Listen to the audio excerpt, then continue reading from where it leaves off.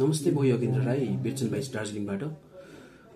HS यहाँ 10+2 दिएर बसेका भाइ बहिनीहरूको लागि नयाँ रिक्रुटमेन्ट स्टार्ट भएको छ दिल्ली पुलिसमा। यो 2025 को लागि यो पोस्ट छ तपाईको कन्स्टेबल एक्जिक्युटिभको, बोथ मेल एन्ड फिमेलको लागि हो। यो फर्म स्टार्ट भइसकेको छ अनि यसको लास्ट डेट छ 21 अक्टोबर 2025। यसको लागि एज लिमिट छ 18 to 25 इयर्स, 18 देखि 25 वर्षसम्म।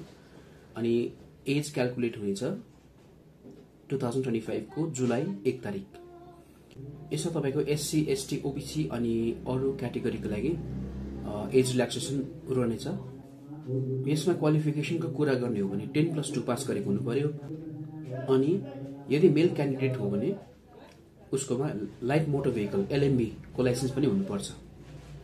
फिमेल क्यान्डिडेट्सको लागि लाइट मोटर भेहिकलको लाइसेन्स जरुरी छैन। यो अनलाइन फर्मको लास्ट डेट हो 21 अक्टोबर 2025। तपाईहरु जो इच्छुक हुनुहुन्छ उहाँहरूले 21 तारिक अक्टोबरसम्म फर्म भर्न सक्नुहुन्छ। Thank you.